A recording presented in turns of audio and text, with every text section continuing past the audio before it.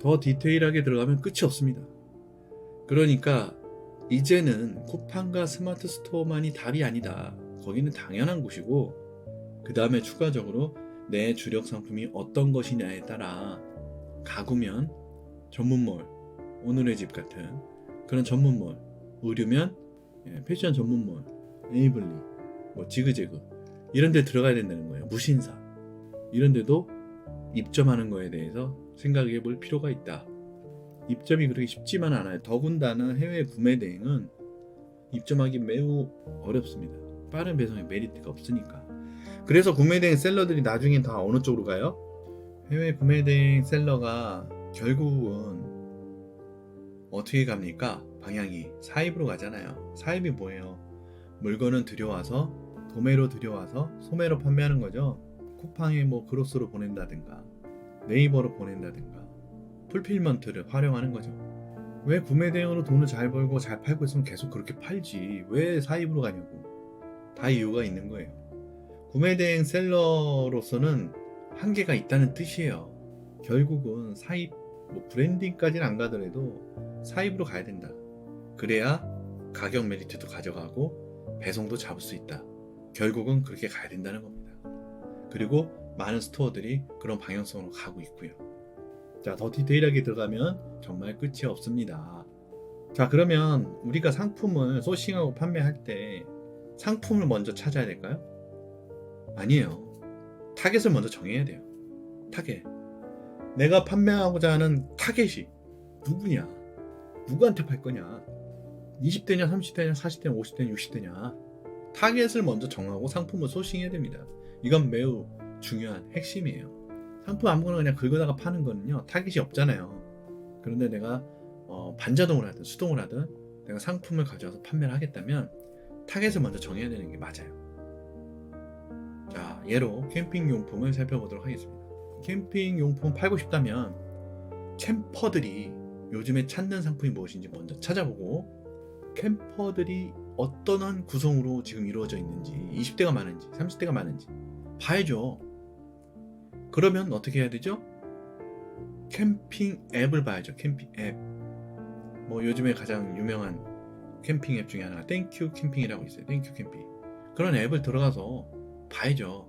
그리고 리뷰도 보고. 내가 그 땡큐 캠핑은 보통 캠핑장 위주로 구성되어 있긴 한데 거기에 리뷰들을 보고 이 사람들의 연령층을 보란 말이죠. 그러면 캠핑을 주로 즐기는 사람들이 누군지 나옵니다. 아니면 데이터 분석하는 걸 봐야죠.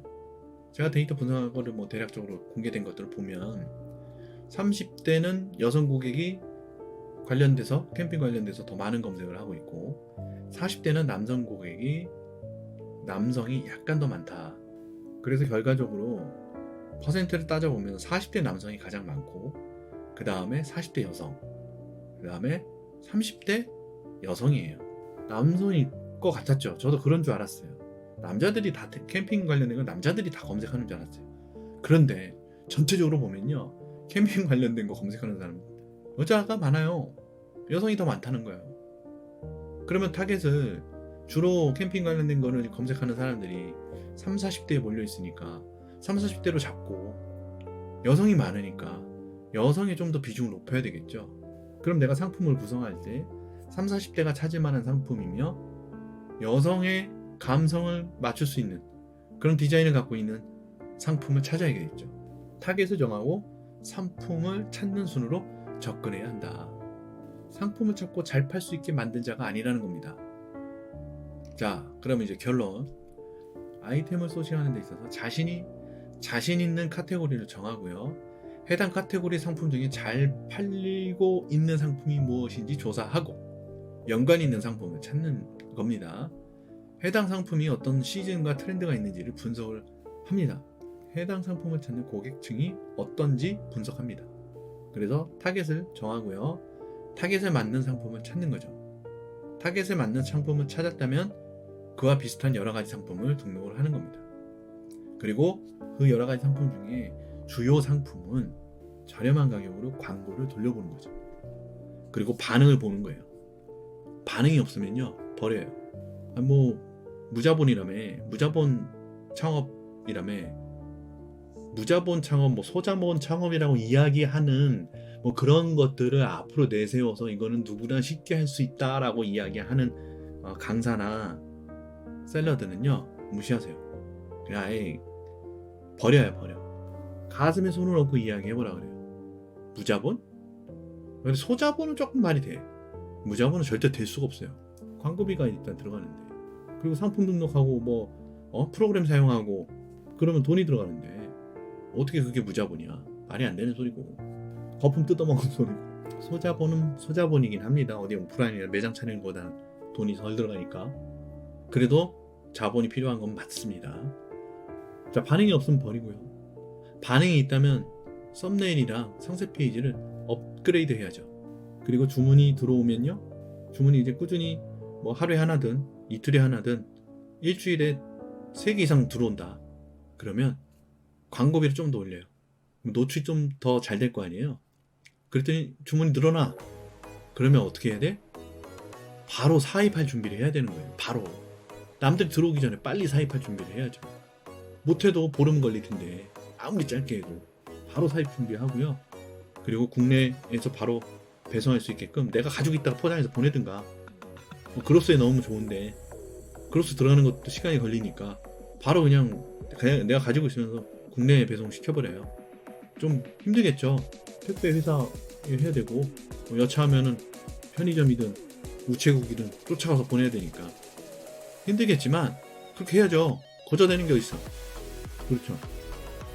그렇게 했더니 주문이 막 터져. 배송이 짧아졌더니 주문이 막 터져. 그럼 또 추가 사입 준비하고 그로스 계속 준비하고 그렇게 진행을 해야 되는 거예요. 자, 또 다른 방법. 대량 등록이든 반자동이든 수동이든 다 해보는 것은 좋은 경험입니다. 자, 그렇게 상품을 등록을 했어요. 그랬더니 트래픽이 들어오고 주문이 들어온다면 그 상품을 유심히 보는 거죠. 그리고 그 상품을 똑같이 가공을 합니다. 그리고 판매를 해요. 리뷰를 쌓아요. 리뷰가 쌓이면 그때 광고를 돌리는 거예요. 리뷰가 안 쌓여요? 어떻게 해서든 리뷰를 만드세요. 그리고 광고를 돌리는 거예요. 지인을 동원하든 뭘 하든. 그랬더니 주문 더 들어와. 마찬가지로 바로 사입 준비 들어가야 됩니다.